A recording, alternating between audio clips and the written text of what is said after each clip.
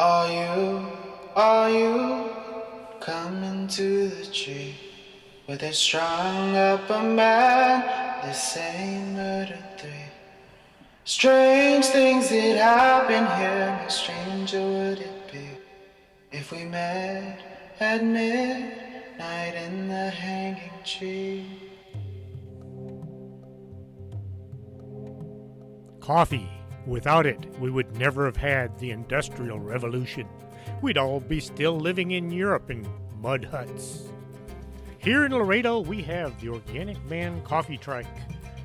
4501 McPherson, the best coffee on the planet. If you can't get to Laredo, you can order from the Organic Man Coffee Trike .shop.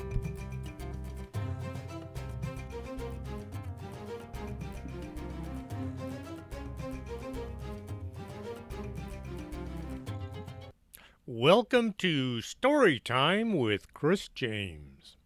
I will pick up right where I left off, hopefully. We don't do missing person reports, but we do find a few cars without drivers that kind of fit into y'all's investigation. The trooper behind the counter was being as helpful as he could. Everyone was looking forward to ending this vanishing teen problem. Tell Angie to give me a call if she needs anything else. He slid a pile of folders across the counter. Pam guessed they must have gone to school together or something. The idea of anyone wanting to date the older woman was just so gross. Hefting this new stack of paperwork up in her arms, Pam staggered out the door and over to her pickup. That's odd. The door was standing open on the passenger side as if to help her out with her load. Pam dropped the files onto the seat and then looked around to try to see who might have opened the door. On the drive back to the office, Pam wondered how she was going to get out from under the less than friendly watch of the card reader. Pulling into the parking lot, front garden, Pam parked next to a nice line of corn that looked just about ready for harvesting. The Civil War soldiers were doing a good job in making the old mansion look more like a farm. Hefting the load of DPS reports, Pam was curious as to how many abandoned vehicles there were. Knowing Madame Dingus, she probably asked for every report in the state. It was a balancing act to get up the steps and through the door without dropping too many files, and Pam took a quick look to be sure the yard goat wasn't following her, devouring the borrowed files. As she was passing Hildy's desk and now sitting at the front desk, Hildy said Madame Dingwhopper said to get busy sorting out any relevant information and she'd be back sometime tonight. Pam stopped her forward stagger long enough to ask, where did she go? The top 10 files slid from the load and landed on the floor, papers sliding out everywhere. Someone called and said something about knowing where all the missing dirt bags went. They wanted to speak to you, but that woman snatched the phone away from me and then ran out the door. Hildy hadn't bothered to look up from the magazine she was reading. Okay, I'll just, Pam walked to her office to gently pitch the pile of files on top of the other piles of files. The mass was beginning to look like what they had found in Hans Hansenson's office. This explains why his office was such a mess. Pam shut the door to separate her from the unthinkable ordeal in her future. The sound of creaking floorboards came from under the door. The bag team met out in the classroom. The students were off for lunch. So what do we know about the missing kids? Pam didn't need to say missing bag members as well. Hortense is scanning all her mirrors, but what with all the precautions, she's not getting much.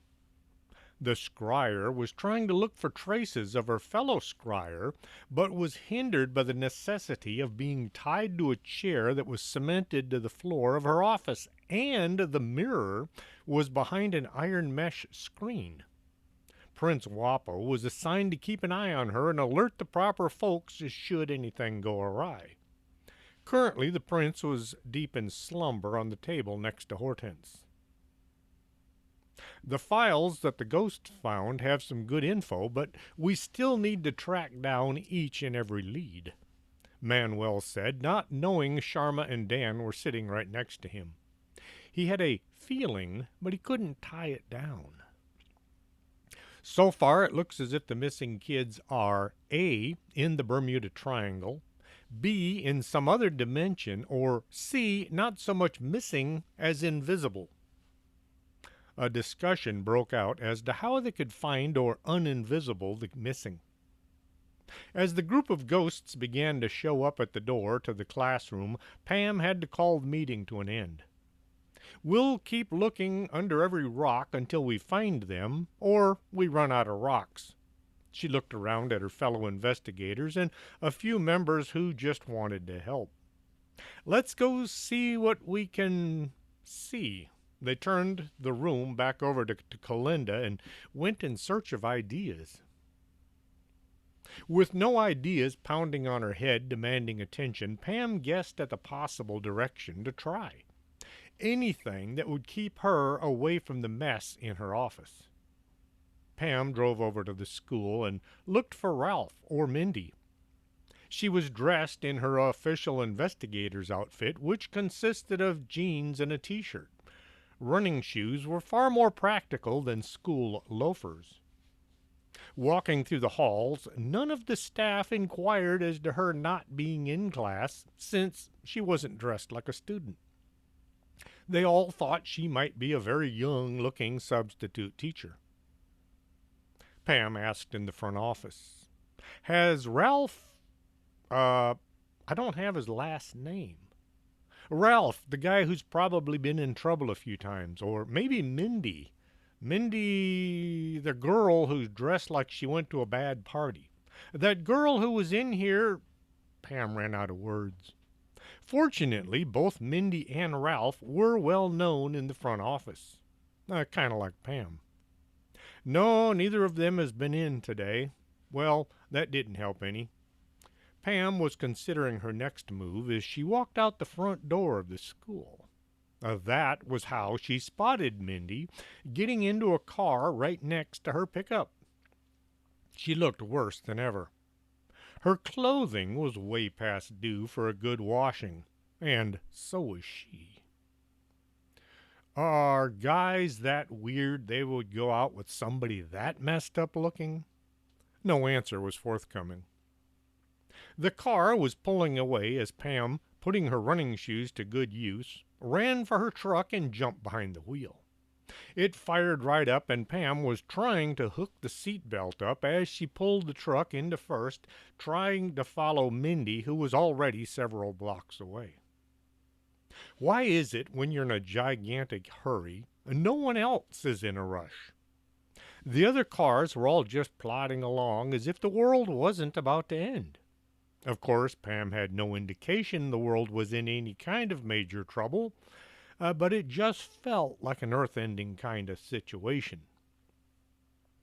A signal light turned yellow, and the car in front of Pam slammed on their brakes. Pam had to use all her vast skills developed over an entire year of maneuvering a vehicle without killing anyone to avoid hitting the stopped car. Once her pickup had come to a complete stop, Pam opened one eye to see if she was in trouble. Nope, no police report, no accident forms to file, no body shop bills coming her way, at least not this time. The light turned green and traffic began to flow, but now the car carrying her nemesis was nowhere to be seen. With no clue as to where the girl had gone, Pam tried to look down each side street as she drove through the intersections. It wasn't so much her abilities as just plain good fortune that she managed to not plow into anyone. As her vehicle was just clearing an intersection, Pam spotted what she hoped was the car carrying Mindy at the far end of the street. It was too late to try making the corner, so she hit the gas. Well, she sped up a bit and made the next corner to the right. She drove as fast as she was able through what looked like a residential neighborhood until she came to the next street that would take her right once more. They never show any of this in the movies, Pam told nobody in particular. As the block took her to the street, she hoped had the car that she hoped has hauling Mindy away. Pam took a left and scanned the cars ahead for the right one. There it was, maybe, or could it be that one? Should have taken down the license number. Pam felt as if maybe she should see about taking some private investigation classes. I wonder if I can take some online investigator classes. Maybe I can get my license. Pam glanced to the right as she went by a gas station. Oh, shoot! There was Mindy walking inside. The car she was riding in was stopped at the gas pumps. Pam found an inconspicuous place to park and then got busy watching the car. Pulling a pencil from her bag, she tried to jot down the license number. Let's see. It's a backwards K followed by an 8 or is that a B?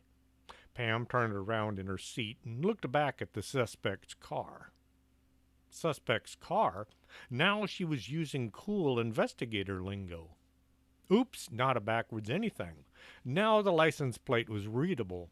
She jotted down the number and letters along with a brief 2-page description of the car. When at long last Mindy came sauntering out from the store, she was carrying a bag. It looked as if she had scored some beer. Pam wondered how a teenager was able to violate so many laws without getting caught. It must have something to do with all the desperate disappearances. Pam got ready to follow the suspect's car as they went by. And maybe she has become gifted in hypnotism. Pam got busy following the vehicle.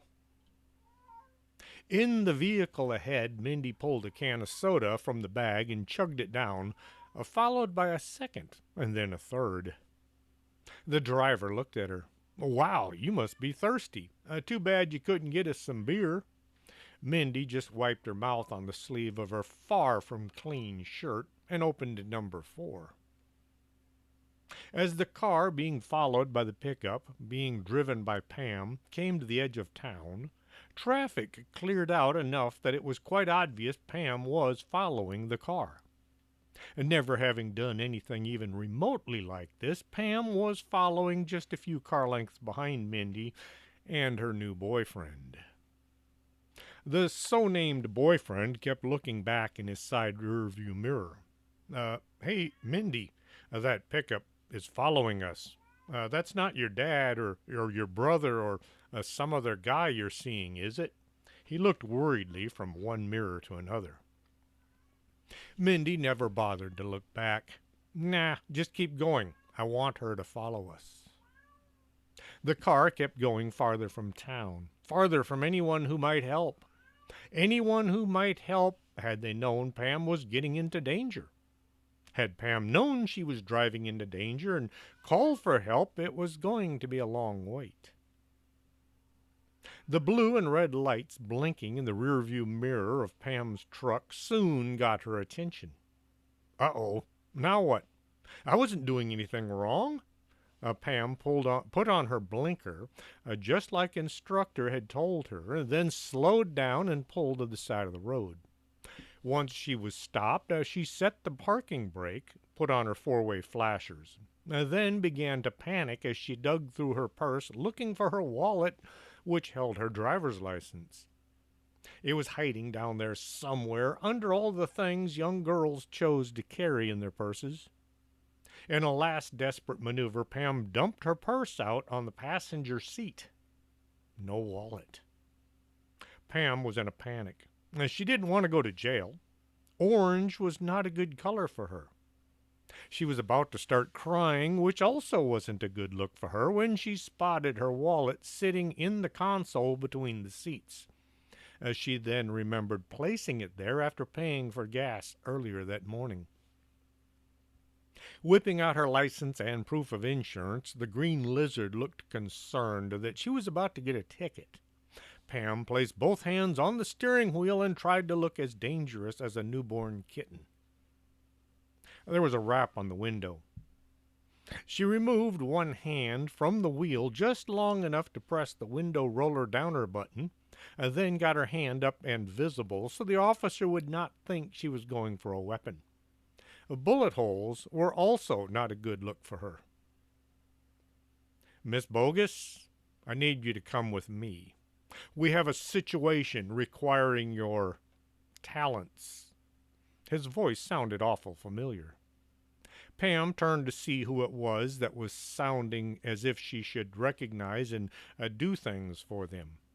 It was Agent Smith, not his real name, from the Department of... He never actually said which government agency he was an agent with. Agent Smith, how's everything with the government these days?" Pam thought that sounded as dumb as it sounded. "We have a situation that requires your unusual talents, and there's no time to argue. Come with me now." This last bit sounded as much like a threat without all the necessity of actually being threatening. What about my truck?" She looked around as if not sure where her truck was. "It will be fine right here. Let's go." He was kind enough, actually he was nasty enough, to open her door and make as if he would drag her out if she didn't come along willingly. Pam jumped out of her pickup. Then, when she was halfway to Agent Smith's car, she turned and ran back. She grabbed her purse and then her cell phone. As she was walking back to Agent Smith's car, she ran back to lock the door. It wasn't just too bad that the window was still rolled down. Once she was in the government car, Agent Smith hit the gas and pulled a U-turn, leaving twin skid marks on the pavement. Pam hoped those were the only skid marks, as she quickly fastened her seatbelt. They sped along at just too much above the posted speed limit. Pam had to grit her teeth to keep from saying something about it. Agent Smith wasn't in the mood to talk, but then he hadn't been in the mood last time he'd required her services. She sat back and tried to admire the trees as they blurred by the sides of the government sedan. Well, at least if they had an accident, at this rate it would kill Pam, and she wouldn't have to suffer too much. Pam would have recognized the turn as it was coming up, if not for the fact that she had her eyes firmly squeezed shut. She didn't want to see the accident that just knew was coming her way. The tires spun on the gravel as Agent Smith made the corner and shot towards the gate. The gate avoided being bent into pretzel by opening up automatically just in the nick of time. Now the agent had to go slower. Any unwarranted rushing vehicle would have been turned into Swiss cheese by the mounted hidden machine guns all along either side of the road. They stopped in front of the same old farmhouse with the same old farmhouse porch. After doing the thing he did to the mailbox by the front door, Agent Smith ushered Pam into the same old, not farmhouse interior. The chocolate chip uniforms were still there, but Pam wondered if they were the same bodies holding them up. Security was just as tight and often as the last time. Pam nearly felt as if she was an old hand at this, seeing as she had been scrutinized by all 3 of the checkpoints for the second time in less than 3 months. This time they turned the corner at the end of the corridor and they entered another room. This one was dimly lit and had a huge window looking into a room next door. Pam was pointed to a chair and she was expected to place her body into. Okay, so why am I here this time? She was looking around to see if Schrodinger's cat was going to make a second appearance. Agent Smith looked around to be sure nobody had snuck in the room behind them. We, here at the agency, have come up with a security concern that needs immediate attention. He took a quick look into the room on the other side of the window. Your name came up as being considered somewhat trustworthy. Somewhat trustworthy? What does that mean? Pam thought that just maybe this was a personal slight. Agent Smith stared at her. You kept your mouth shut about the last time, and we're going to use you again. He stood with his arms crossed, as if saying, no more questions. The door to the room on the other side of the window opened, and a man walked in. He looked around the room before taking a seat in a chair, as if directed by some unheard voice. His back was to the window. Pam looked at the man's head, and then turned and looked at Agent Smith. He did his best to ignore her inquiring look. After a few minutes, a scientist entered the room. Mr. Smith chose this time to exit from the room and close the door. Pam knew he was a scientist by the white lab coat he was wearing and the clipboard under his arm. The scientist looked scientifically at Pam. Yes, yes, yes. Are you ready? He gave Pam a look that asked her to answer. I'm not sure. Ready for what? She did her best to not look too ignorant. Yes, well, the test, of course. He gave Pam another look. The test of the subject. He looked from Pam to the man whose head was visible through the window. The test subject. The scientist quickly flipped through some pages on his pre-required clipboard. He then leapt to his feet and ran to the door, which he opened and looked at the room number. He took a few minutes to compare the room number with the number on his clipboard. Yes, this is the right... He looked at Pam. They did tell you why you're here, right? And not in so many words. She tried to look knowledgeable about something she was totally in the dark about. Yes, see, we need for you to test the subject to see if he is in fact psychic. Yes? Oh, I see. Pam didn't. You want me to run him through the Zener cards and see how he does. And she felt as if this was not quite what they had in mind, but it was her only guess. Yes, or no. We want you to link with his mind to determine how well he is psychically. He glanced at Pam. Yes? Pam was growing wary of all these yeses. No, that's not how psychics work. They, or rather we, don't link with others' minds. We can't read anyone's mind, sometimes not even our own. Pam saw the look of disbelief come over the scientist's face. I know all about psychics. I've seen the movies. This is very much how it works. He was about to glow a gasket. Do you have any idea how important this procedure is? The security of the nation is at stake here. His face was beginning to turn purple. Pam didn't want to be the cause of anyone having a heart attack. She decided to try a different tact. Look, how about you run him through the Zener cards and I'll watch, and if I see anything in a psychic manner, I'll let you know. And she gave him her best smile. The little girl's smile that never seemed to work on her mom, but did a great job on her dad. The scientist glowered at her a bit. His color was slowly going from purple to red. Red soon turned pink, and after that he was back to the semi-normal coloration. This had better work. He stormed a bit out of the room, trying to slam it as he went. The door-closing device made slamming not a viable thing. Pam sat and waited. After several minutes, another scientist entered the room with the test subject in it. This scientist looked a bit more ladylike, in that she had all the prerequisite lady parts. She sat down across from the subject and pulled a deck of cards from her lab coat. As she shuffled the cards, she worked very hard at not looking at the window through which Pam couldn't be seen because it was a two-way mirror. At last she held up a card, backside to the subject. She looked at the subject, but her eyes kept straying to the mirror where she must have suspected Pam was sitting. Her gaze was off by a foot. After several minutes of this, Pam began to wonder how the test subject was doing. All she could see was the back of the subject's head and the back of the card. She had no idea what his answers were.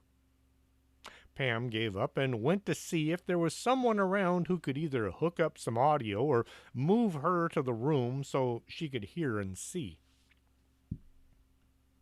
After a few hours, the test subject was now facing the window so Pam could see the cards. There was now a microphone sitting in the middle of the table as well. The scientist held up a card and Pam could see it was a parallelogram. Now that's a bunch of wavy lines if you're not familiar with the Zener cards. The test subject concentrated hard and Pam could see it in his face. "Star," he announced with utmost confidence. The next card was a square. "Triangle." Once more he looked as if he had nailed it. The next 23 cards were equally as well read. Pam had given a clipboard with a sheet of paper to use as a scorecard. She put a little 0 in one of the squares. After the fourth run-through with the cards, Pam added up his score. Let's see, he got 0 on the first try, as well as the second. Number 3 was not much better, and number 4 came out as a 0 as well. The scientist sitting across from her looked aghast. "You mean he's not psychic at all?" Pam thought about her next statement. "Well, you see, it is nearly impossible to score 0 on any test. Anyone not psychic should score at least 20% simply by guessing. His coming in at 0 is kind of bizarre." "So he is psychic?" the female scientist asked. "No, he's non-psychic. He gets a wrong answer, whereas anyone not psychic would have scored 20 at least." The two white-coated people sat close together and began an in-depth discussion. Pam did her best to not listen, but she did listen anyway. If he's not psychic, then how did he score so badly? She said he's a non-psychic. What the heck is a non-psychic? Well, I sure don't know. Maybe we should ask someone. But who? We don't exactly have experts around here. Maybe we should call someone. The two both looked across the table at Pam. "What is a non-psychic? Just asking." "A non-psychic is someone who receives the wrong answer no matter what. To use a non-psychic, you simply ignore any answers and go with the exact opposite of their answer." Pam had read this in a book just last week. The two began another in-depth discussion. After a few more hours of trying to answer their questions, when it was obvious they didn't know what they were doing, Pam was allowed to leave. Mr. Smith came with a handful of forms for her to sign, all the usual non-disclosure, sworn to secrecy under penalty of prison time, and not a word to anyone. Pam would have read them, but she was just way too tired, and it was getting close to dinner time, and her mom would not be pleased by another late night. The walk down the corridor was interrupted by the stops at the checkpoints. The elevator ride was the best part. Then more ID looking and computer checking, and then freedom at last. Well, at least the great outdoors. The drive back to where her pickup was parked was uneventful, and Pam was just glad to be done with this exercise in bizarreness. Stopping behind her pickup, Mr. Smith once more pulled a huge manila envelope from his suit coat and handed it over. This was her reward for doing her duty as a good citizen. He was driving away as Pam walked up to the driver's door of her truck. She unlocked the door and jumped in. The window was up and secured. She had already started the engine and was driving away as a nagging question hit her. "Didn't I accidentally leave the window down?" She looked at the window. Nah. Pam got home just in time for dinner. Chapter 14. a sign. Thursday morning found Pam in a less than jubilant mood. She was glad she didn't have to go to school, but the idea of working under Madame Dingus was just too much for her young psyche to endure. She just knew she would become disillusioned and wind up a grumpy old lady if she didn't find some way out from under this card reader. She pulled into the yard parking lot garden and parked. Pulling the book bag from the rear seat, Pam headed in to see what new and miserable ways Miss Dingus, Madame Dingus, would use to torment her, even though she was officially out of school for a while, as she was still expected to keep up with the rest of the class. Hildy was scrunched down in her seat, only the top of her head visible over the top of her desk. Morning. Is Madame Dingus in? Pam dreaded the coming answer. Nope, ain't seen her yet. Hildy was doing her best to not look happy the older woman was absent. Pam headed for her office. As she opened the door, she nearly stepped out into a void. The floor was gone. Looking down, Pam could see what had become of her office. The floor had given way under the tremendous weight of all of those police and sheriff and DPS reports. Everything was now laying in a pile 20 feet below. All those file folders had done their best to open their covers and set free the pages contained within. Pages and photographs and notes and lists were now all filed together in one unsurmountable heap. Pam could just make out what remained of her desk, sticking up at an unnatural angle like a ship sinking below the waves. From the paper promontory, as if it had crashed into the side of a snowy mountain. Her chair sat on top of her desk as well as beside it, and a bit under it as well. The chair was scattered hither and yon. There's a saying you don't hear too often, hither and yon. In or too many places, here and there, as in scattered about as if set upon by an angry giant who disliked office furniture. Pam slowly closed the door, and then she swung it open again. Straight across from her, the bookshelves that were built into the wall had survived.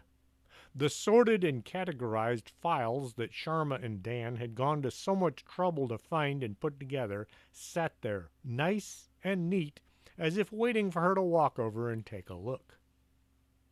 Not until I see about a new floor, or a ladder. Pam closed the door. Pam went to the library coffee shop to upload some caffeine and find a place to sit and consider her options. Eddie scooted a cup of his best across the counter. I told Madame Dingus that was way too much weight in there, but you know how she is. Everyone standing or sitting around them nodded or murmured sounds of agreement. Cassandra tried to put in a happy note. You should move into her old office. Now that she's in the dining room, 2D is empty. Of course, you'll need to move some of her old things out of there. She kind of just walked out and left everything behind. Pam considered this. The ceiling had been fixed, kind of, and no one walking around in 3D would accidentally wind up laying around in 2D. And it wasn't as if she needed to ask anyone, as she was kind of in charge as long as her uncle was away. Has anybody seen Uncle Ray lately? She suddenly realized she hadn't seen her boss in well over a month. Come to think of it, had been the last time she'd been hijacked to work for Agent Smith. When Pam was promoted to investigator, Uncle Ray had sent word by phone. Eddie looked up from cleaning the espresso filter holder. He came by yesterday, said hi to everyone, had a cup, and left. Pam was relieved to know her uncle was still sort of running things. It took none of the pressure off of her. Hildy stuck her head in the library door. That weirdo giant said to ask you to come up and see her. I think she wants to kill you or something. Thanks. I'll be right up. There was no such thing as an intercom, as several had been installed, but everybody got tired of talking to people on the other side of the planet. So Pam had told Grandy to pull the thing. He was using the parts to build an entertainment center for Prince Wapo. Climbing the stairs, Pam found her legs had grown so much stronger over the 3.5 months she had worked here. She wasn't even out of breath once at the top of the third-floor stair. Hortense was in her room, 3D, still tied to her chair. "I think I found something. Look." She pointed between the bars at her mirror. Pam looked over the black silk-clad shoulder. All she saw was herself. No, no, no. Try it from over here." Hortense grabbed Pam and drug her sideways to give her a better angle. Pam was now leaning sideways, looking at the wall beside the mirror. "See right there. That's Barbara." Pam looked. She tried using her powers of sixth sense. Well, she did see ghosts. "Is that—" She looked like a vest filled with pockets. "Yes, it's Barbara, a ghost hunter's vest. She must be in it, so that has to be Barbara." Hortense was overjoyed by her discovery. "The last time I saw Barbara, she was laying on top of Dolores, so they should be together. I wonder who those other bodies belong to." Pam was so thrilled by this discovery she fell to the floor when Hortense let go of her. Getting up on one knee, Pam continued to gaze at the vest that was hopefully still filled with her missing friend. "Do you have any way of figuring out where they are?" Pam crossed her fingers on both hands. "All I can say for sure is they're both still alive, and I'm fairly sure they're not too far." "Too far as in—" "Well, they're both still in this county." Hortense looked at just a bit uncertain. Pam stared at the vest. Did she just move?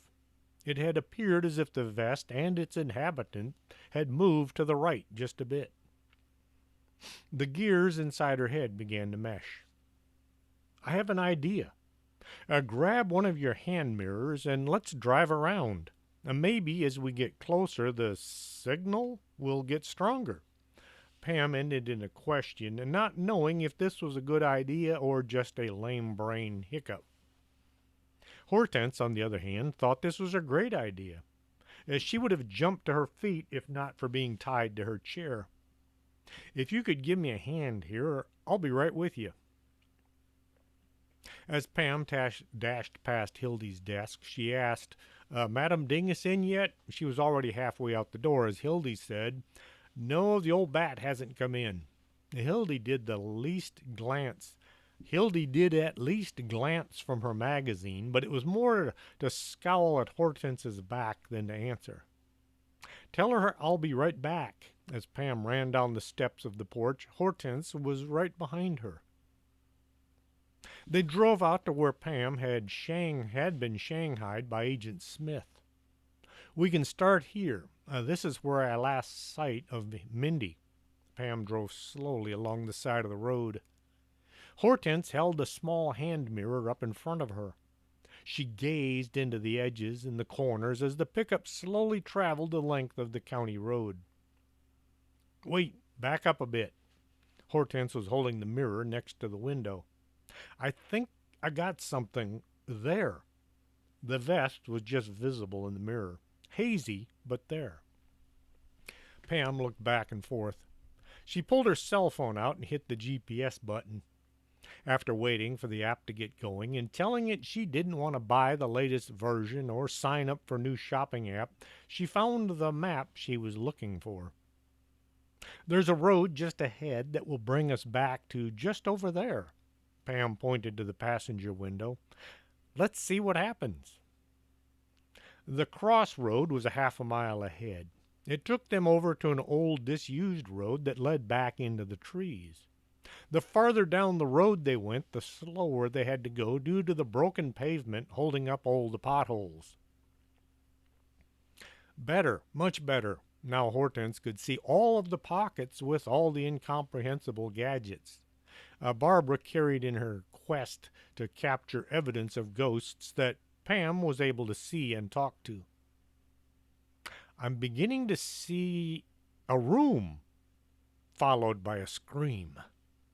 A huge black hand had reached out through the glass and was wrapped around the scryer's head.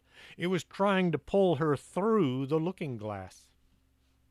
Pam hit the brakes and tried to help unlatch the black, nasty fingers with claws as long as her fingers. Touching this abomination sent a chill through Pam's body. Hortense was slowly losing her battle. Her face was now right up against the glass. Some of her long black hair was already inside the mirror. Her hat was gone. She had both hands around the handle of the mirror, trying to push it away. Pam let go of the fingers and tried grabbing the mirror. There was no way Hortense would fit through such a small opening, but that didn't mean she wouldn't be pulled through anyway. They began to move backwards, not fast, but constant. The further back they went, the less substantial the hand became. Once the pickup was back at the junction where they had turned, the black hand was more of a shadow than an adversary. Hortense was able to pull herself back enough to hurl the hand mirror from the truck. It shattered on the side of the road.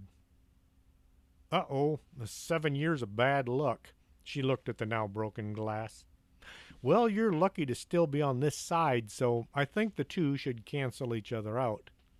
Pam was sitting on the center console, looking out at the broken glass. She didn't trust it to stay broken. That was a smart move. Hortense tried to straighten her hair, some of which was still missing. Pam looked out the window at where they were now parked. I didn't do that. Well, I think. She wondered how she had managed to drive backwards so far without running into a ditch. For those reading not from Texas, country roads usually have a deep ditch alongside to channel rainwater away from towns and prevent flooding. Now, some of these ditches are deep. Well, thank you for saving my life. Hortense turned to the rear-view mirror so she could see how much damage had been done to her hairdo. She then immediately pushed the mirror up so that it was pressed against the ceiling. Enough mirrors for today. Pam drove back out to the main road before stopping and taking a deep breath. That was a little too interesting. What do you think? We were getting close or what? She looked over at her biggest friend. I could feel that we were getting close, but I could also feel something evil was waiting for us. Pam was looking at her GPS. That road dead ends just a few miles farther. Whatever it was, it's got to be at the end of that road. So what do we do now? Hortense was hoping their next move would involve a drive back to the office and a phone call to the National Guard. I could use some coffee and talk with the rest of the bad guys. They headed back to see about making something resembling a game plan. Eddie had pinned a huge map of the county up on the blackboard that he had been wheeled into the library and now sat at the end of the coffee bar. The classroom was filled with ghosts and spirits, all trying to learn how to get in online, and they had priority. Well, it would appear as if the road you were on was not ever placed on this map, or any of the others I've looked at. Eddie was in the process of drawing it in, using a pencil and the descriptions provided by both Pam and Hortense. He was using the eraser far more than the pointy end. Well, it would appear as if the road you were on was never even put on any maps. No, look, the road curved more like this. Hortense held up her hand and tried to form her fingers into a windy road. Pam looked on. I thought it was more like a sharp angle, followed by a bendy part. Eddie erased the last line he had drawn and tried again.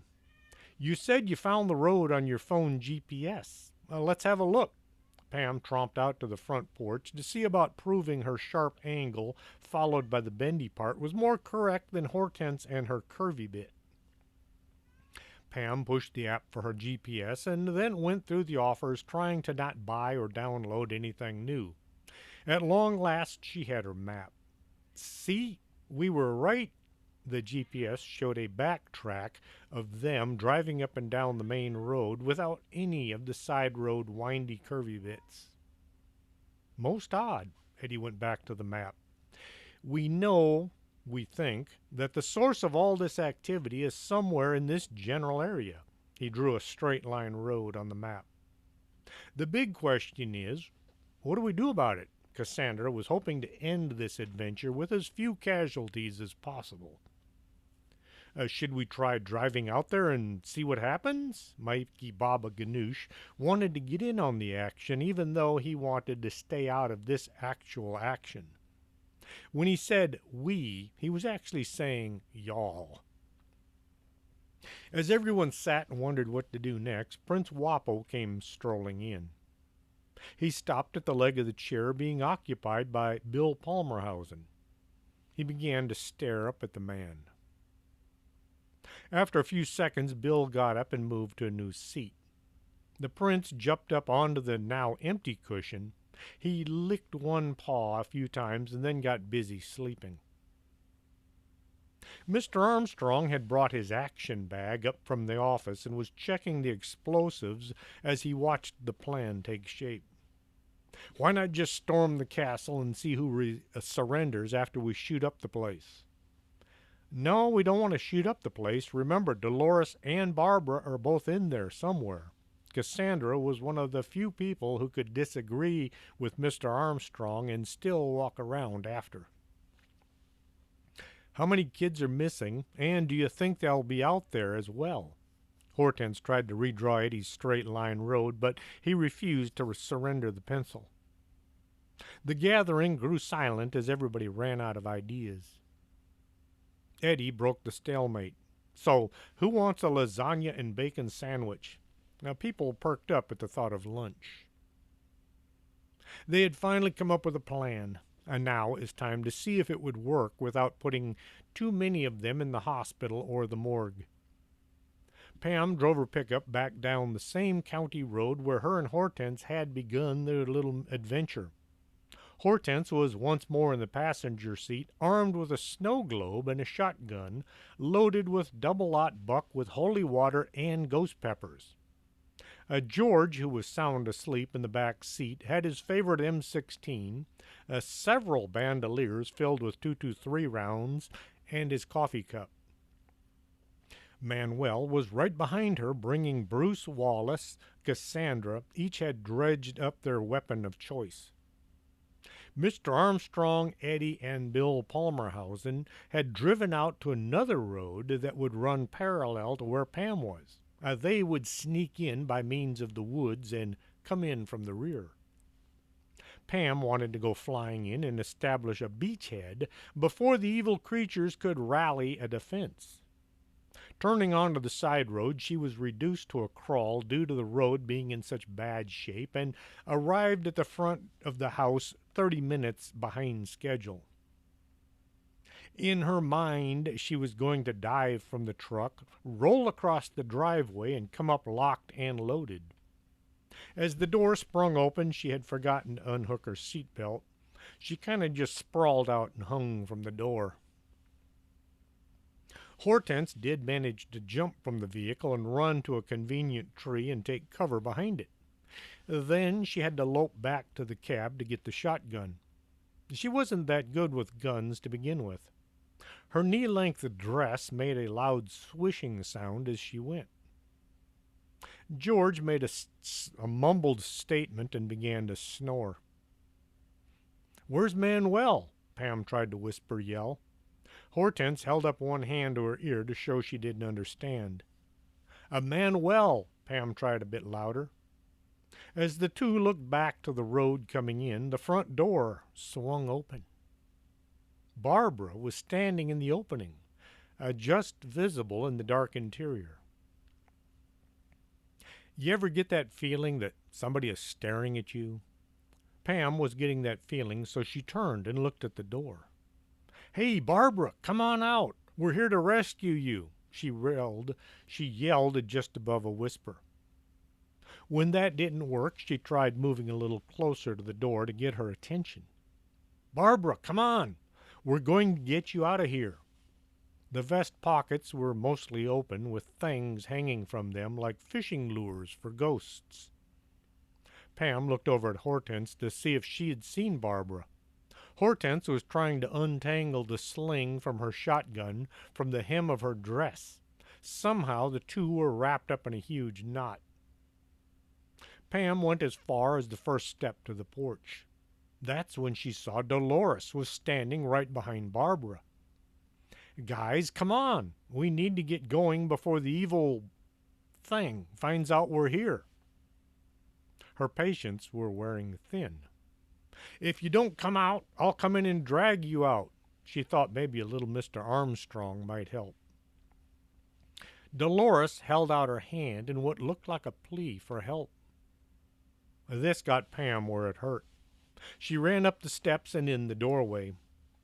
Grabbing one woman in each hand, she was about to propel them out the door when it slammed shut in front of her. Hortense heard the sound of the door slamming shut and looked up. She glanced over to where Pam had been just a second ago. No Pam. "Pam, where'd you go?" she whispered with a hard edge. As soon as the door was securely closed, the two missing but now found bag members turned on Pam.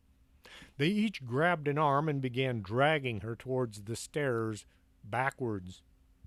"Hey guys, wrong way. We need to go that way." Pam tried to point to the door. With both arms behind her, she could only get her finger pointed in an irrelevant way.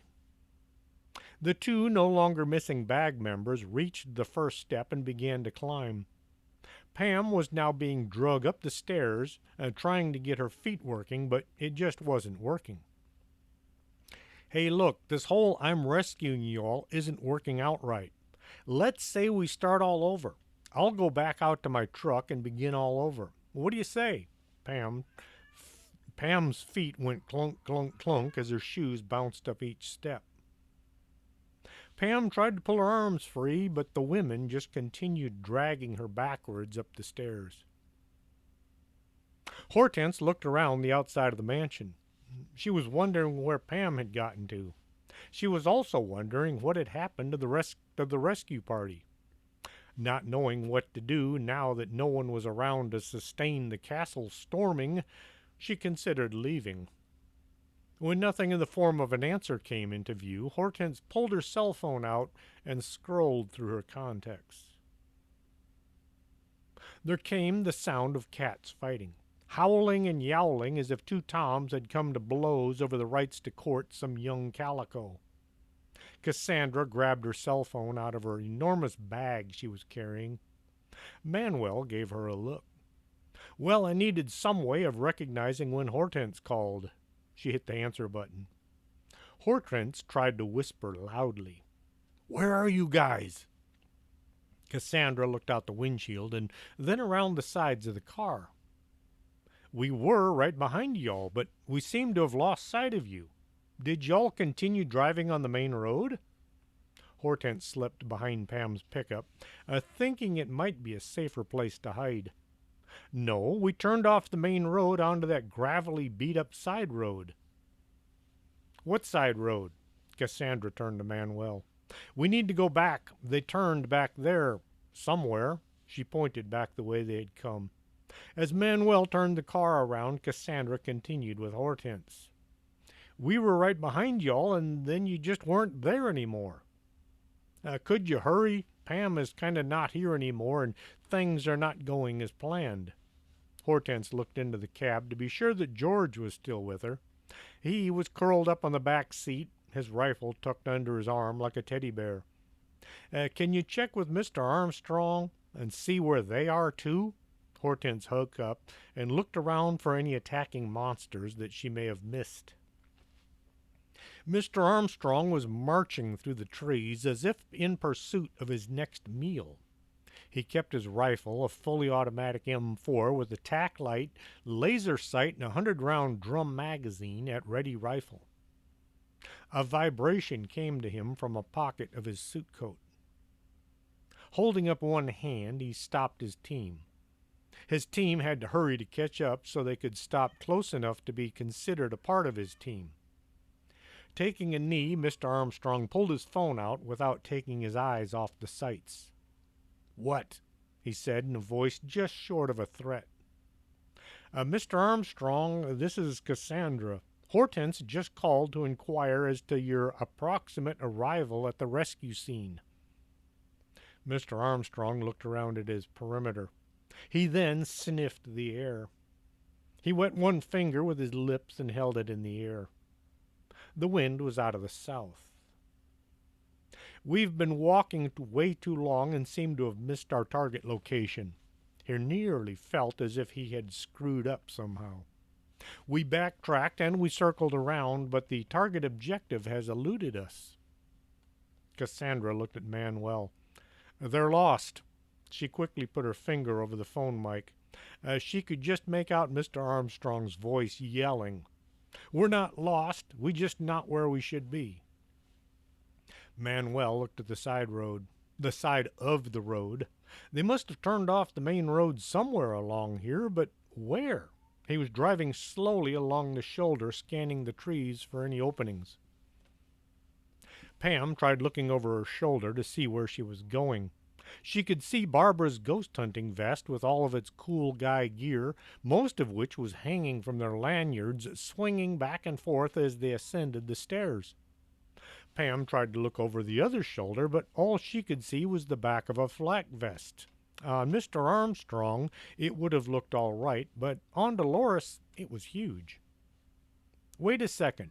The two women stopped dragging Pam and looked around at her. "I think I left my coffee cup in the truck." Pam was running out of ideas. The drag up the stairs continued. Once at the top, the pair turned and began walking down a long hallway. It was lined on both sides by doors, all of which were closed. They came to the one and only door which stood open and dragged their prisoner through. Pam only became aware the door was open as she passed through the portal. The walls on each side looked as if they could use a good scrubbing and a few coats of paint. Pam was about to ask where her new location was when she spotted Mindy laying in the corner, a crumpled mess. She was about to ask about the teen laying in the corner when Dolores and Barbara spun her about to face the other side of the room. Pam's questions got stuck in her throat. Sitting in a chair, which was behind a desk, sat what looked like a human shape. It was black, a total black, like the absence of everything in the center, but faded to gray as her eyes moved from the middle. Towards the edges, the shape was just faded gray. A cold, sharp edge radiated out from this being. As Pam stood and stared at this unknown entity, her two escorts both collapsed to the floor, joining Mindy as untidy floor decorations. Pam was about to look over at her friends, but noticed as they slipped away, the entity grew more human-shaped. It now looked like a person who had lived way past his time on Earth. His skin wasn't so much wrinkled as desiccated. Maybe a gallon of moisturizer should be suggested. Howdy? Pam thought this was the best way to begin. The thing behind the desk only stared at her. The expression on its face showed neither surprise nor anger. Pam considered her options. She could question this strange-looking creature and gain some information to help her defeat it, if defeating was what needed doing, or she turned and ran out the door. She who turns and runs away lives. The doors all along the hallway were flung open. This brought Pam to an abrupt halt. As she stood there, wondering if she might have a third option, the doors all filled with people. Young people. People who looked as if they belonged in school if school were filled with semi-zombies. They didn't look like zombies, but more like kids trying to look like zombies, but without all the makeup and special effects. They looked dried out and worse for wear, but they just didn't look like zombies. Pre-zombies? They all needed a bath, or rather a bunch of baths. Unwashed body funk filled the air. The hallway in both directions was filled with the cast from a high school zombie production. Pam felt a bit out of place being the only one wearing clean clothes and deodorant and minus the vacant look. She stepped backwards into the room she had just escaped from. Now there's something you don't see. The entity behind the desk had just turned from blackness surrounded by mist. As she watched it form into a man once more, this got her to thinking. Did you just spend a lot of your energy to animate all those kids in the hallway? She looked out the door at what now looked like a battle scene. Why should I tell you anything? As he spoke, the entity grew closer to a man than a shadow.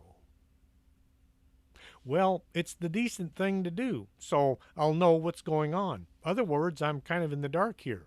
Pam was hoping this creature would give her a clue as to what was going on and maybe come up with a plan to win this ordeal. Had this been a movie, now would have been the time for the villain to explain his plan for global conquest so the audience would have a clear understanding of the plot. This is not a movie. Her question was answered by an evil chuckle. Hortense was at a loss as to what to do. She wanted to make a run for it, but felt this was not the most heroic course of action. She was not a coward, but with no idea how to proceed, she felt as if being a coward just might not be all that bad of an idea. Thinking about the time Pam had saved her life by nearly drowning her to save her life from the land of the Bigfoot helped steer her decision-making. Whatever I do, I'll have to live with my actions, and hopefully for a long time. Hortense did her best to sneak across the lawn. Well, what would have been a lawn had anybody had bothered to pull the weeds and water the green stuff. She held the shotgun in what she hoped was a threatening and correct manner. The shotgun was on loan from Mr. Armstrong's collection. When he found out Hortense was far from skilled with firearms, he had handed her the shotgun. He immediately snatched it away from her when she had put her finger on the trigger. A short, quick lecture on which end did the work and how to not kill any of her fellow rescuers, then the shotgun was handed over once more. With both hands tied up holding the weapon, she was forced to carry her snow globe, crystal ball, in a shoulder bag. She would have felt less cumbersome holding the globe and not the armament. She scuttled along, crouched over as if nobody could have spotted a 6'8" woman dressed in black satin with an umbrella shoved through her belt like a sword. The only reason nobody spotted her was everybody inside was busy holding down the floor. Once Hortense was near the wall of the building, she crept along the wooden plank siding of the wall, looking for a way in. She worked her way along the wall, but saw no doors, allowing access to the interior.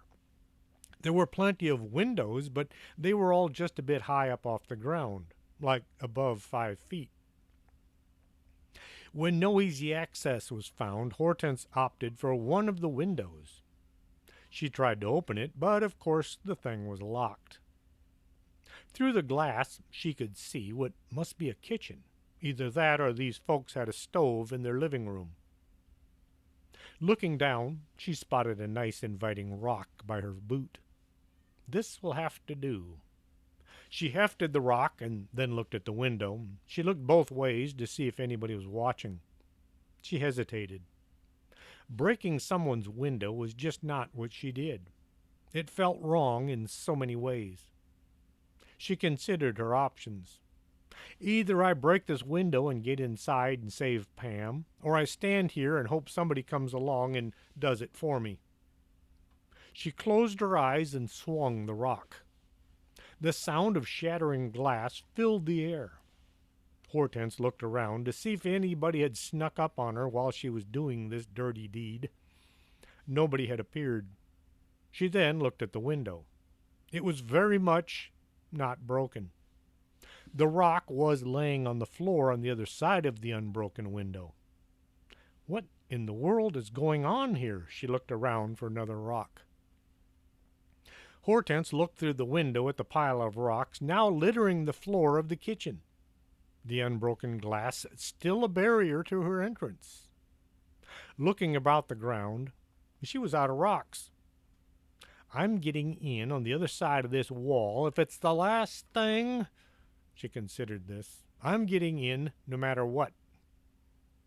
Hefting the shotgun, she slammed the butt end into the glass. She flinched, but she managed to keep her eyes open. As the stock crashed through the window, there was a nice big hole. As she pulled the shotgun back out the newly formed hole, it simply closed back up by, well, magic. Oh, now this is just plain stupid. She hit the glass once more, and once more a nice hole opened up, only to close once the shotgun was extracted. She was growing frustrated. She punched through the window. This time she left the stock resting on the now shattered window frame. The hole failed to close. Okay. Hortense grasped the shotgun in one hand and leaned her weight against the wall. The opening was about chest level. She tried to jump up onto the windowsill, and this did much to drain her energy as it did little to gain her entry. Frustration turned to anger. She managed to get one arm up over the sill, thus suspending her by one arm from the broken window. This hurt a lot. Her armpit was being rubbed raw by all her jumping and wiggling. Trying to take the pressure off her armpit, she got the other arm up and pulled.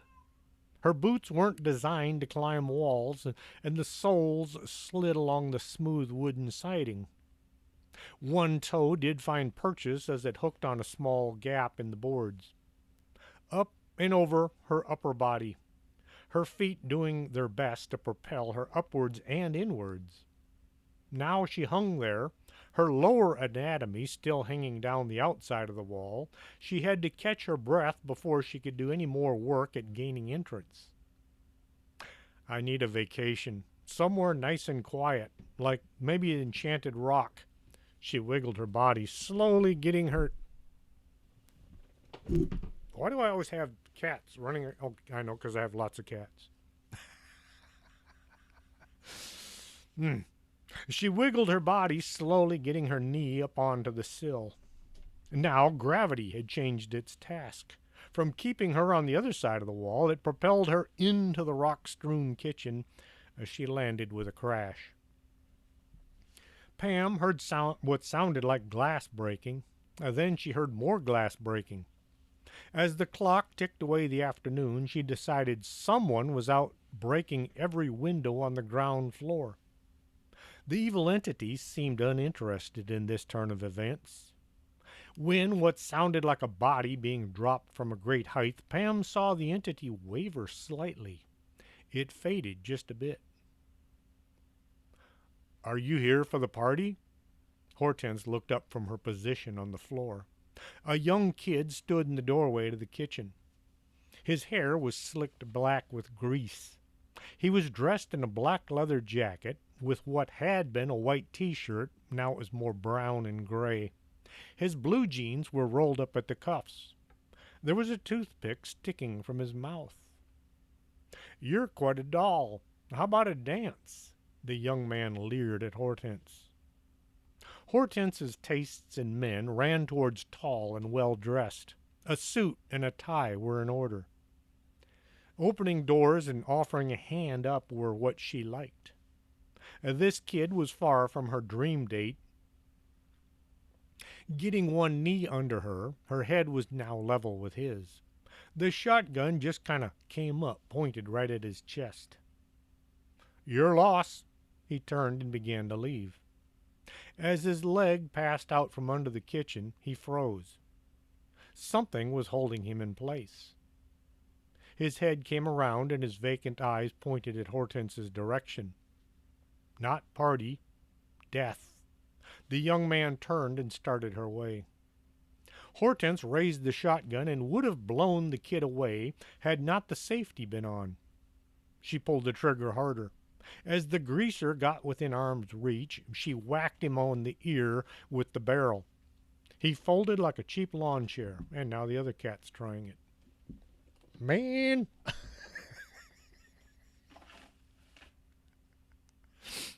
Okay. Sorry, I didn't want to do that. She looked at the unconscious boy. Next time, try threatening somebody who cares. She moved over to the opening to the next room. The next room looked to be a dining room. All the chairs, and there were a lot of them, held the bodies of what looked like high school kids, all waiting for their turn at the bathroom. The smell of unwashed bodies caused Hortense to gasp. With eyes watering, she quickly crossed the room to the next room. Pam watched as the evil entity, there was just no other way to describe him, sat and shimmered from nearly solid to slightly translucent. Pam took the opportunity to move to the side of the desk. She wanted to get to the window and make good her escape, provided the window wasn't too high up off the ground. As she was about to pass, the entity grew solid once more. It's no good you're trying to escape, Pamela Bogus. You will remain here for all of eternity. The sound of bodies moving in the hallway was soon followed by the sound of bodies now in the room. Why does he know your name? You didn't ever tell him, did you? Tell me you didn't tell him. Pam was about to try her luck and run for the window when something stuck in her mind. Wait a minute. How do you know my name? She stood and stared at the man behind the desk. I've known about you since the day you were born. I've been waiting for you to grow strong enough and near enough to claim you as my prize. He chuckled maniacally. I would have used your grandfather, but he was too smart for me. Not like you. Run away! Pam thought about the last statement. Wait a minute. Are you saying I'm not very smart? And then she considered the fact that she was standing here arguing with an evil entity instead of running for her life. Questions fought each other in her mind, trying to reach her tongue. All those accidents in home ec, did you have anything to do with them? The evil entity now looked very much like an evil old man, chuckled. Well, of course, I needed to get you away from that school so I could guide you to me. And all those kids inviting me to parties? Pam now figured she wasn't becoming as popular as she had thought. Yes, it was to draw you into my trap. Hortense picked her way through the room. After the next room, they were all filled with the bodies of young kids who, although they looked dead and smelled close to being dead, there were minute signs of life. A movement here, a groan there. Somebody was snoring in one corner. Once or twice Hortense stepped on one or two outstretched hands, eliciting a slight yell of pain and anger, but the source of such outbursts immediately fell back into whatever kind of a state was involved as soon as her weight was removed. There was a staircase leading up. She looked up at the landing, contemplating the wisdom of wandering farther into this house of the weird. If there was a basement, then there should be stairs going down as well. Maybe the basement is a better place to look. Hortense began looking for the entrance to the underground portion of this mansion. Pam was so engrossed in what she had just heard, the idea of slipping out the window and seeking the safety of the yard had vanished from her mind. You've been doing what to where? The evil entity grew as close to a whole person as Pam had seen so far. I will take your soul and make it my own. Whoa, wait a minute. I'm kind of still using it. How about we think about this some more and silence? His voice shook the room, causing dust and bits of plaster to fall from the ceiling. I have waited long enough. Now I will feed. He stood up, not like he used his legs to raise from behind the desk, but as if he levitated up and moved closer to her. Pam wanted to run. Every ounce of her being wanted to run. She willed her body to make a break for it. She moved not a bit. A new voice joined the already crowded inside of her head. You don't want to go anywhere. Just stay and enjoy the party. Pam felt as if this new voice was right. It was soothing, and it made her feel as if she belonged here. Party, Pam said, not wanting to do anything but enjoy herself. Hortense hit the top of the steps and tripped over the sprawling form of some kid dressed as if attending a costume party. She glanced down just long enough to see he wasn't about to grab her foot, and then ran for the only door that was closed. Anyone yelling like that would want the door shut, she reasoned. Cat. I don't know why they all choose to run back and forth in front of the camera when I'm trying to do the story, but they do. That's cats. The door was good and solid. It was built by somebody way back when doors were built to show the world how a massive hunk of wood could be both artistic and functional at the same time. This door could be used to stop an army, either in or out, depending on which side they started on. The latch, well, it was designed to hold the door shut. It was never intended to stop or even slow down a giant intent on reaching her best friend. Hortense hit the door with her shoulder, and the door did its best to get out of her way. It slammed back against the wall so hard the momentum caused it to bounce off the wall and swing shut once more. A good kick got the offending egress out of her way. The sight was nearly too much to take. Pam was standing in the center of the room. She looked as if she were having the best time of her life. There was what looked like a black cloud of insects buzzing around her, as if looking for a place to build their nest. Hortense reached out, grabbed Pam by the arm, and pulled. She came free from the black swarm with a sound of a cork being removed from a bottle. Are you okay? Can you hear me? Say something. Pam just slumped to the floor. The black swarm of nastiness swarmed into a man. A very old man. A very old and upset man. He looked downright miffed, as if Hortense had just stolen his dessert. Stop right there. More plaster rained down from above. You're not the boss of me, Hortense yelled, but she wasn't too sure why. Grabbing the now unconscious form at her feet, she slung Pam over one shoulder, and then she turned and bolted for the door. The door swung shut right in front of her. It was intent on stopping her exit. The latch was in no shape to stop anyone, and Hortense yanked the door open and ran into the hall. As she turned for the stairs going down, all the semi-dead floor dwellers came to life. They rose up and began to move towards the two escapees, as if intent on removing what life force they had. Hortense turned and ran for the far end of the hall. As she went, more kids poured from doors on either side of the passageway. Hortense reached the end of the hall, looking for an escape route. There was a window that looked out on the yard below. The jump wouldn't kill her, but it might break an ankle or two. One door was still closed to her right. Any closed door had a 50-50 chance of leading somewhere not here. She flung the door open and ran through, only looking at her new surroundings once she was well surrounded by them. A tiny, dusty, old, unused stair led up. Now, this is not what I was looking for. She tried to reason with the staircase.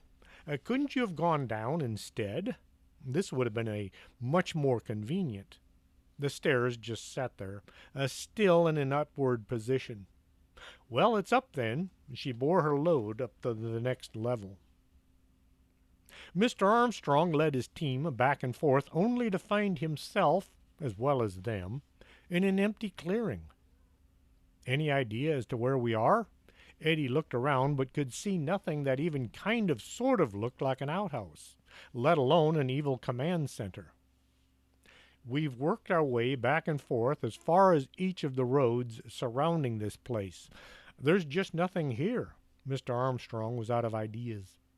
We'll wait here and see what develops. He was not a patient man, but he also didn't like wasting time and energy without any form of production. Manuel had stopped his car and was examining the trees on the side of the road. It looked like these trees don't match all the others along here. He was pointing to a wall of maples set in the middle of nothing but pines. But there's no road here. He tried peering into the trees. Nothing. Hortense dropped Pam on the floor, her head crashing to the rest of her body. She had planned to gently set her down in a friendly sort of way, but after breaking into this house, searching the downstairs, then storming the second floor and running up the hall and up the stairs, she was a bit spent. Her gentle set turned into more of a hard drop. We're safe for now. There came a pounding on the door below. Sort of. She looked around for possible escape route. They were in an attic. Boxes and old furniture was piled everywhere. Dust and cobwebs ruled every surface. At the far end, she could see the glow of a window. Things, large, heavy things, were piled between her and it. Pam sat up. Oh, my head! She felt a bump on the top. She looked over at her tall friend. What happened? Where are we? Looking around, she decided they were in some kind of an attic. The pounding at the door grew serious. Hortense made a decision. Reaching down, she grabbed a box and shoved it out of her way. She pushed a chair over, sending it down into the stairwell. She pulled the next box over to get a clear path to the rest of the obstacles. The box tore open, spilling old books out onto the floor. Hortense kicked the books away, causing several to open, exposing their inner sleeves. Pam, feeling just a bit lost, pulled one of the books over and looked at the page. It's an old yearbook. Look, it's from my school. She held up the book so Hortense could see. Oh, really? What year? Hortense stopped what she was doing to share in the discovery. Says in 1990. She thumbed the few pages. Look, here's a picture of Mr. Hammerhead. He looks so young. I had no idea the principal was ever young. Her head was still trying to get going. And there goes the cat again.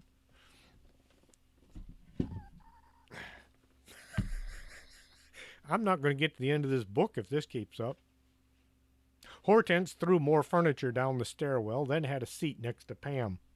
She needed a break, and this was just about the only break she could think of. She pointed to the page. Isn't that your dad? But who's the young girl he's with? Pam looked at the photo. It showed her dad, a very young version of her dad. He was a senior, and he was being way too friendly with a young woman. The title said, Albert Bogus with Pamela Fack. At the prom. Pam felt kind of icky. Here was her father cavorting with some girl about her age. Oh, this is horrible. I had no idea he ran around with other women before Mom. Hortense looked at the photo and then at Pam. What's your mom's maiden name? Fack? Pam looked at the photo closer. The hair was a different color, but once she added a few years and a hair coloration, it was her mom looking back at her from the yearbook. Oops.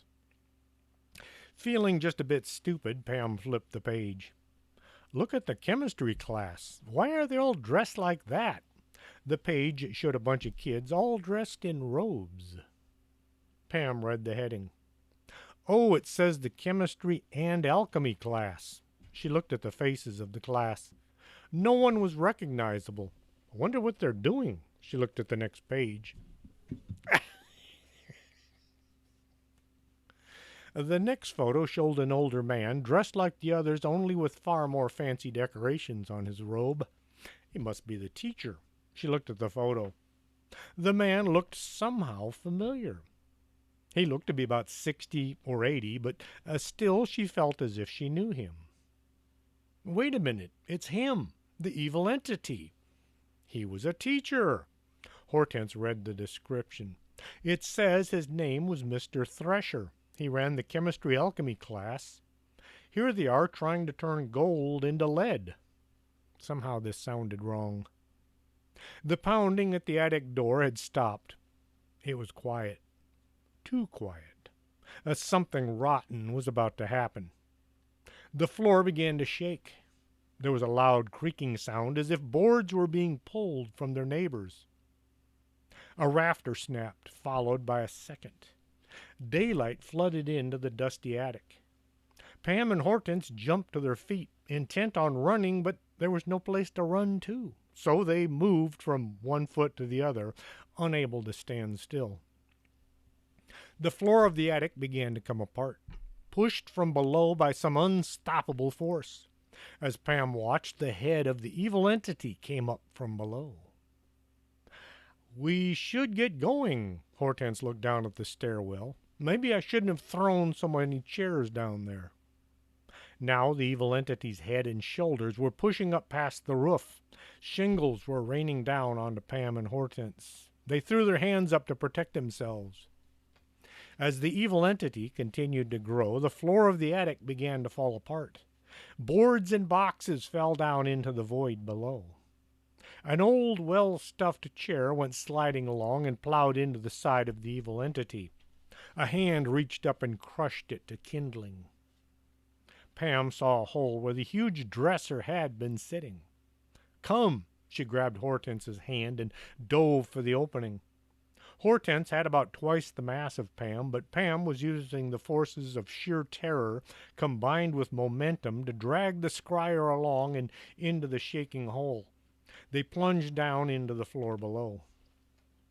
Pam landed on some kids' stomachs and kind of bounced off of them. Hortense came on top of several girls all laid on the floor, and they yelled and jumped, but then settled back down into their stupor. The two could see the waistline of the evil entity now known as Mr. Thresher. His legs had pushed down through the floor to the first level. The blackness seemed to try to draw them into it. Pam looked at Hortense. Use the shotgun, quick. I kind of left it in the attic. As Hortense said this, Pam saw the shotgun go flying by down into the basement. This looks like the perfect time to run. They both had the same idea at the same time, so they ran. The staircase leading down to the front door was getting closer as the house began to come apart. The stairs were shaking so bad they had to hold on to each other as well as the banister. Pam remembered a trip to a carnival one time. She had stepped into what was misnamed as the Fun House. The stairs shook just like the Fun House had. She hoped she wasn't going to be sick again. Reaching the bottom at last, they found the front door was no longer there. In its place was a hole. The entire wall had fallen over. Out onto the porch and down to the yard, now the clean, clear air felt safe. As safe as you can get when there was a 50-foot-tall evil entity trying to make a snack out of you. Mr. Thresher had stopped growing. Now he was crashing his way through what was left of the old mansion. Did you hear something? Eddie looked around the clearing. Kind of like wood being torn apart. Yeah, but I don't know where it came from. Mr. Armstrong was looking around, trying to find the source of the splintering wood. The yard was scattered with bodies. All the unconscious teens had been ejected from their resting places to find new accommodations to hold down. The bodies had fanned out, forming a kind of a circle of unwashed teens. Pam was about to make a run for the trees when the bodies came to life. Oh, shoot. As she watched, the teens all came to their feet to form a wall of physiques. Shoulder to shoulder, they began to walk towards our two intrepid investigators. Pam watched as the ring of semi-dead teenagers began to move in her direction. It was also Hortense's direction, but Pam didn't think she needed to point that out. Hortense watched as the teens began to come closer. A whisper came to her ear. "Look at Mr. Thresher. He's shrinking." Pam was positioned to see what was left of the old house, as well as the less than substantial evil entity now standing in a pile of shattered boards. "I think as he uses his energy to move his followers, he loses power." Hortense took a quick look over her shoulder. "There's only so much of him to go around." She turned back to the approaching wall of stinky teens. "So what do we do now?" Pam had no idea. "I don't. Quick, follow me." She ran towards what looked like the thinnest mass of beings. Hortense turned and followed, unsure as to why, but lacking anything else to do, so she followed. Pam had somehow hung on to the yearbook. As she got close to the wall of bodies, she threw it at the heads of several kids. They all ducked, more out of habit than fear.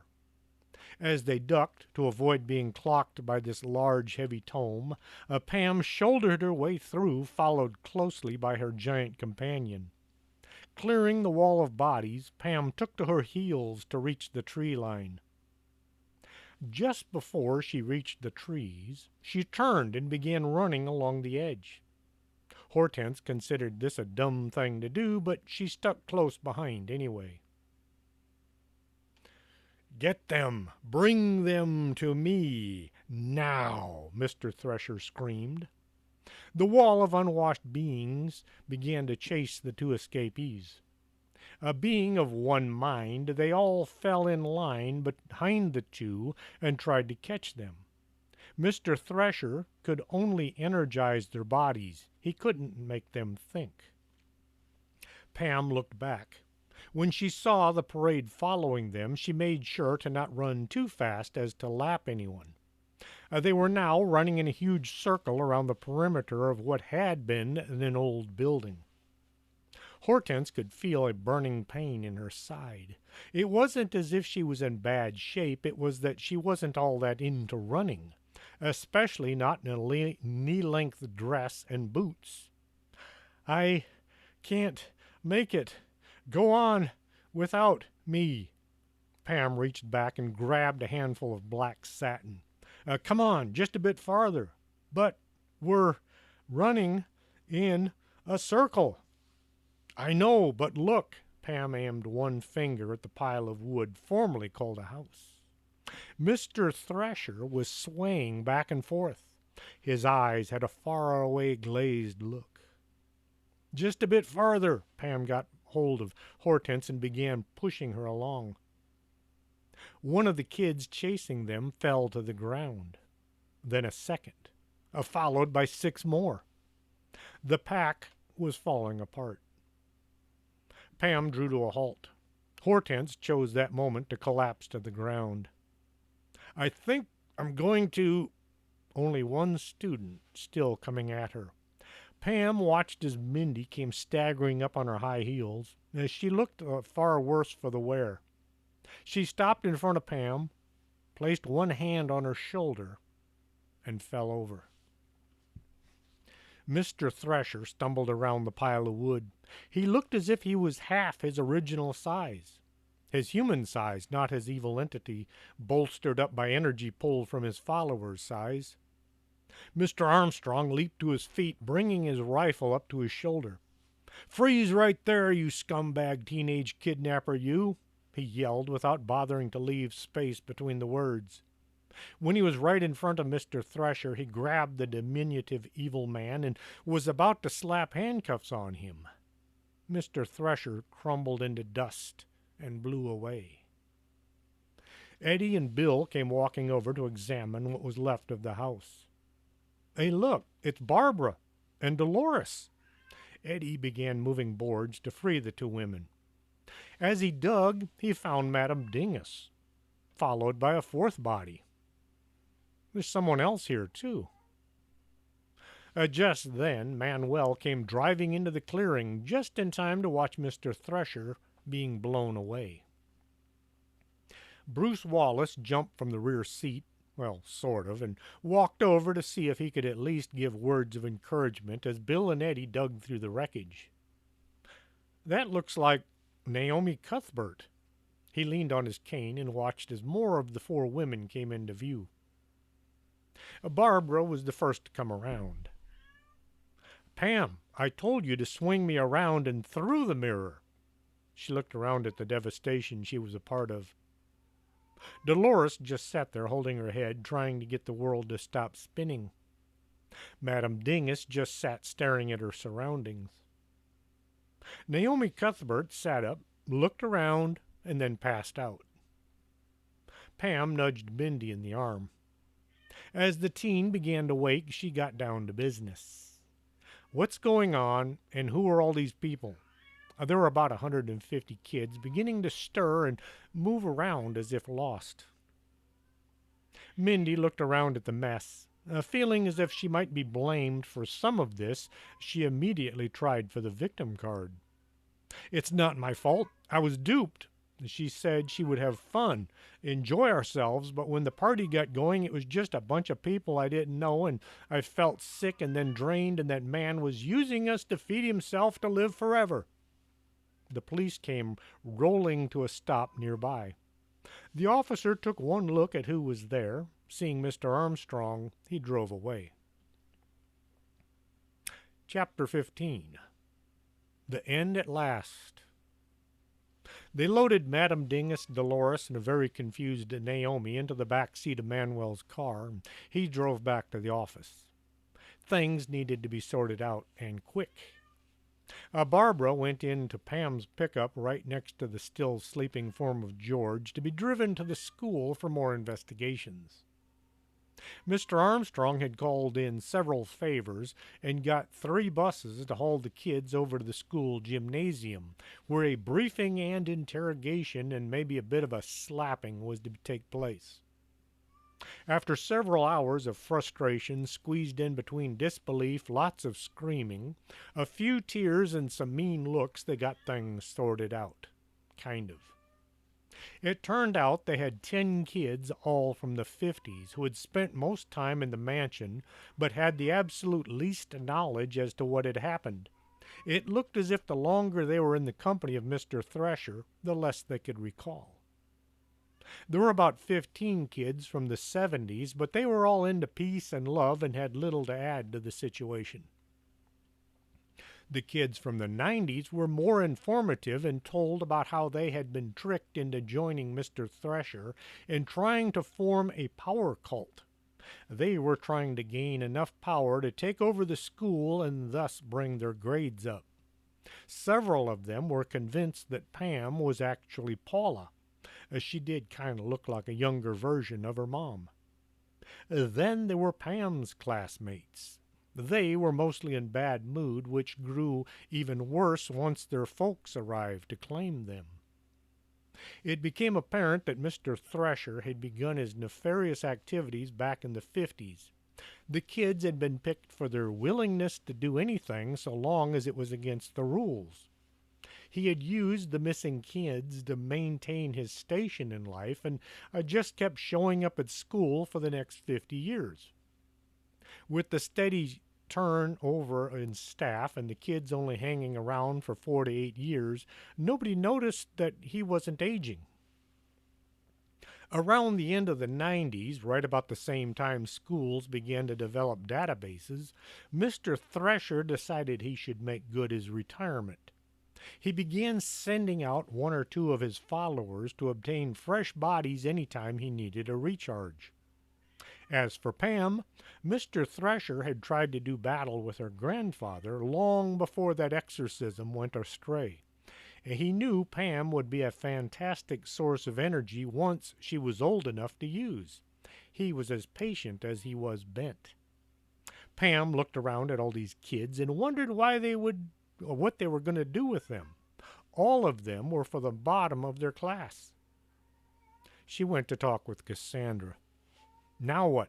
We need to do something with them. We can't just turn them loose on the city. Cassandra had been busy listing the names of the last known addresses of the collected mass. First, we'll get them all a good scrubbing and some new clothes. Then we'll see about getting them back into school. Some of these kids have a D average. That just isn't right. There are only so many basements for them to live in. She looked at Pam. You really don't have to worry. Let Mr. Hammerhead worry about it. It's not really his job, but we don't need to tell him that. Once Barbara was most of the way back to normal, she used her skills of persuasion to find answers to some of her questions. Who did locker number 667 belong to? The school had chosen to skip one number, so 667 was actually 66. So 667 was actually right next to 665. Do the math. One of the girls finally held up her hand. And why was Pam Bogus's homework in your locker? The girl looked around to be sure no one else was there to answer. I borrowed it. She couldn't quite look Barbara's direction. Is that anything like stealing? Maybe, kind of, sort of. The girl had forgotten that she was supposed to be tough. And the necklace? I found it. Found it where? In a house? The girl could hold out no more. Okay, I borrowed it from my grandmother. I was going to take it back, but then I forgot. She just wanted this old woman to stop looking at her. Barbara was all of 28 years old. Barbara was so relieved that Pam had nothing to do with the suspicious jewelry, she didn't bother to find out any more about the illegally acquired neckwear. If you noticed that Sandy, Sarah's sister, her real sister, had vanished Sunday night or maybe Monday morning, well, she didn't get kidnapped by Mr. Thresher or any of his minions. She had gone to the party as planned, but then she received a phone call from her father, the one who bought her the fancy pants car she was driving, the Jaguar. So she decided she would much rather go live with him and his new wife. She was considerate enough to call her mom and let her know, but Miss Bellum had neglected to inform anyone as to the whereabouts of her eldest daughter. It took not long at all before Sandy began to regret her decision. Her new stepmother was everything you would expect from a fairy tale. She'll be back in time for the next breathtaking bag adventure. As far as all the teachers who had called in sick, they were simply sick of trying to teach a class that was mostly missing. Mrs. Sandtiger was suffering from too much smoke inhalation. The best thing to come from all of this was, with so many new kids with such low test scores, it caused Pam to go from a strong C to a B+.